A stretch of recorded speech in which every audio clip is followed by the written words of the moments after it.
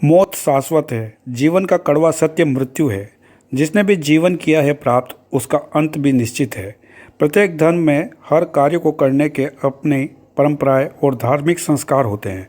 उसी के तहत मृत्यु उपरांत भी कई संस्कार को करने के पश्चात दाह संस्कार किया जाता है।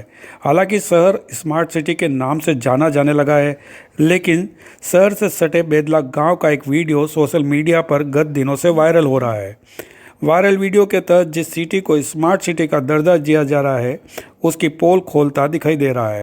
भले ही देश के साथ शहर कई मामलों में विकास कर चुका है, लेकिन बड़गांव से बेदला लिंक रोड पर बहने वाली नदी पिछले कई सालों से पुल न बनने के से ग्रामीण वासियों को किसी भी परिवार में किसी की मृत्यु होने के पश्चात जो रास्ता मोक्ष धाम तक जाने के लिए चुनना पड़ता है, वह वर्तमान विकास को देखते हुए अत्यधिक विचारणीय है। आज भी क्षेत्र के लोगों को किसी की मृत्यु होने पर मोक्ष धाम तक शव को नदी से होकर ले जाना पड़ता है।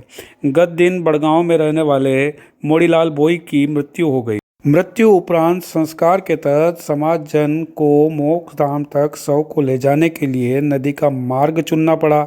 गांव वालों का कहना है कि गांव से मोक्ष धाम तक जाने के लिए जो सड़क मार्ग है वह करीब 2 से 4 किलोमीटर का पड़ता है, जिसकी वजह से वह बहुत लंबा मार्ग तय करना पड़ता है। इसी को देखते हुए कई बार वर्तमान सरपंच निर्मला प्रजापति को भी अवगत कराया गया, लेकिन किसी प्रकार की कोई सुनवाई वर्तमान तक नहीं की गई, जिसका खामियाजा प्रत्येक ग्रामीण वासी को भुगतना पड़ता है। इसी के चलते अब भी क्षेत्र में किसी परिवार के अंदर मृत्यु हो जाती है तो इसी नदी के पार कर सभी संस्कार को पूर्ण करते हुए दाह संस्कार की क्रिया की जाती है।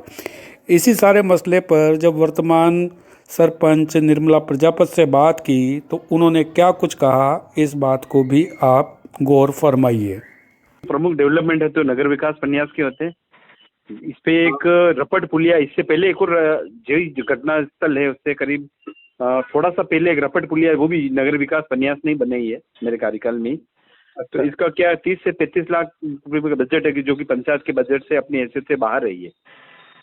तो इसके अंदर जो डेवलपमेंट का जो भी आज कन्वर्सेशन करना, एग्रीकल्चर लैंड को कन्वर्ट करना, ये सब करना, तो यूआईटी करती है इन सबको। तो मतलब प्रतिशत में उनको गांव में डेवलपमेंट करना होता है। तो इसके लिए हमने मांग कर चुके हैं पहले भी कि अभी बीच में हमारा एमएलए साहब आए थे, धर्मनाथ जी को मैंने बताई, मौके पे लेके गया। वृक्षारोपण कार्यक्रम में हमारी जब बारिश आती थी, समस्या हो जाती, गाँव के लोगों को घूम के आना होता है उसके लिए। तो ये पानी में से जाने का तो ये फर्स्ट टाइम का वाकया हुआ है, क्योंकि जो लोग बाग लेके गए उनके जस्ट सामने खेत है, इसका जो शमशान के जस्ट सामने खेत है, मकान भी वही है। अच्छा। तो मेरे हिसाब से 25 साल में पहली बार कोई पानी में होकर डेड बॉडी ले गया होगा। बाकी जनरली क्या इसका रास्ता है, जैसे बेदला से होकर के, छोटा बेदला होकर के रिटर्न थोड़ा सा लंबा पड़ता है, लेकिन वो उससे जाते हैं सब। करीब कितना किलोमीटर पड़ता है ये? करीब ये समझ लीजिए, अगर हम बेदला से, जनरल बेदला वालों का शमशान है, बेदला वाले छोटा बेदला होके जाते थे, ये हमारा लंबा पड़ जाता है सब, मान लीजिए आप 1.5-2 किलोमीटर करीब पड़ जाता है ये। 1.5-2 किलोमीटर बताया करीब 3 से 4 किलोमीटर पड़ता है। नहीं, इसे 3 से 4 से नहीं पड़ेगा। बेदला खुद ही शहर से 8 किलोमीटर, मुख्य अपने कलेक्ट्रेट से बेदला 8 किलोमीटर दूर है।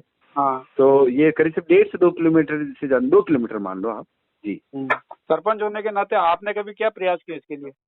सर, इसके लिए हमने प्रयास किए रेगुलर। हमने हमारे सांसद महोदय सीपीजी के से भी रिक्वेस्ट की थी, एमएलए साहब से यूआईटी में भी लिख के दिया। जनरल हाउस जो हमारी होती है, जब मैं सरपंच था, जनरल हाउस इसमें सब ग्राम पंचायत, जितने भी पंचायत, जितने भी गवर्नमेंट डिपार्टमेंट के सामने हमारी मासिक एक मीटिंग होती है पंचायत समिति के अंदर। मैंने इस प्रमुखता से मुद्दे को कितनी बार उठाया कि भैया अभी उन्होंने आश्वासन नहीं दिया, और अभी धर्मनाथ जी ने भी प्रयास किया, एमएलए साहब ने इसके प्रयास किया। अभी यूआईटी की टीम आई थी एक बार देखने कि भाई ये से यहाँ तक है, तो उन्होंने कहा हम इसको प्रोसेस में लेते हैं, लेकिन अभी तक तो कोई उसके बाद कोई घटनाक्रम नहीं हुआ। तो मांग तो हम यूआईटी से कर रहे हैं कि क्योंकि बड़ा बड़े जो भी हमारे बेदला की नदी की जो पुलिया है वो भी यूआईटी ने बनाई है। फेरा फेरी में तो विकास हुई, क्योंकि हमारे अधिकार आधे तो यूआईटी ने ले लिए। अभी हमारी जमीनें ले ली, सबसे बड़ी बात हमारी आबादी जमीनें होती है। हमारी कॉन्स्टिट्यूशन भी यूआईटी ने ले ली, तो हमारे पास तो कुछ नहीं रहा, हम तो खाली नाम मात्र के सरपंच चाहिए जी आप। नहीं तो सर, मृत्यु तो एक शाश्वत है और दाह संस्कार एक क्रिया है ना? उसके चलते ये ग्राम में कभी कितनी बार होगी, ऐसे हालात अगर बार बार नजर आए तो वाकई में आपके गांव की छवि भी खराब होगी। नहीं सर, है ही है। देखो इसमें क्या है, जो वो पानी में लेके गए ये तो एकदम गलत है। उनके पास रास्ता था, भले दूर पड़ता तो उनको रास्ते से होके जा सकते थे, पर उन्होंने शॉर्टकट अपनाते हुए यूं कर दिया। तो ये मैं कह रहा हूँ 25 साल में कोई फर्स्ट टाइम पानी में लेके गया होगा। जैसे अभी डेली होती है, हर दूसरे 5वें दिन 10वें दिन गाँव में बड़ा 1 महीने में डेथ तो होती है, लेकिन उनको हमको 1.5 से 2 किलोमीटर घूम के जाना पड़ता है।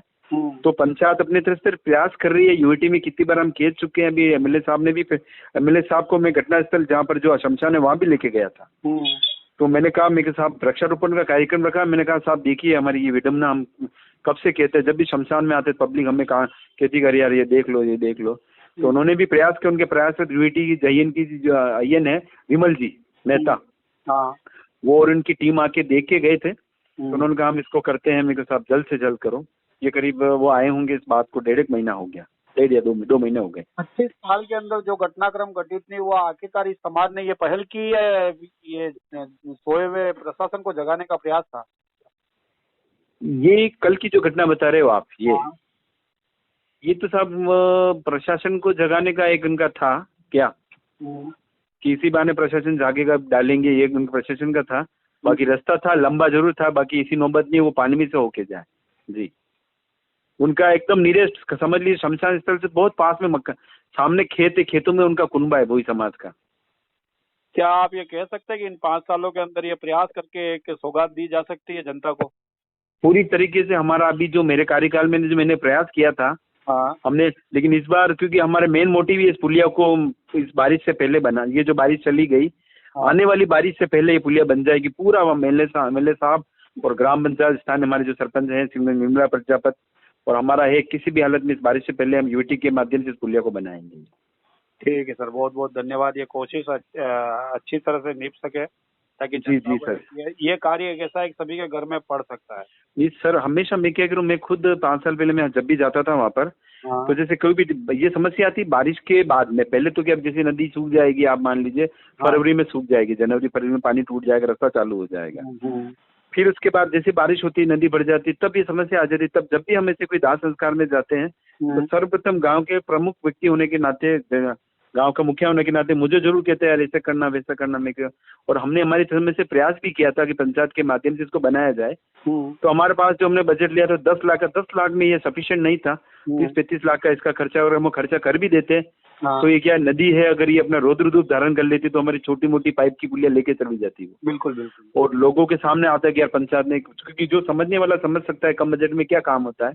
तो एक बड़े पैमाने का बजट था। फिर हमने कहा कि ये अपन अगर इसको बना भी लेंगे तो बदनामी का ठीकरा पाती आएगा उसमें, क्योंकि अपोजिशन यही कहेगा देखो कैसी बने ही। तो बजट अभाव के कारण फिर हमने यूटी पे डाला, क्योंकि ऐसे प्रमुख जो काम है यूटी के जिम्मे ही है। मुख्य रोड यूटी के रख रखाव में, एग्रीकल्चर प्लानिंग यूटी कर रही है, कन्वर्सेशन यूटी कर रही है, पैसा यहीं से कमा रही है यूटी। तो यूटी को हम ये चाहते हैं कि यूटी के माध्यम से बने हैं। तो अभी हमारे एमएलए साहब के प्रयास से और सरपंच साहब की प्रयास की कोशिश से हो जाएगा, हमें आशा है पूरी तरीके से। और हमने प्रण भी लेकर, इफ हमारा मेन मोटिव भी, एजेंडा भी यही है, इफ एंड बट ये पुलिया बनना नहीं।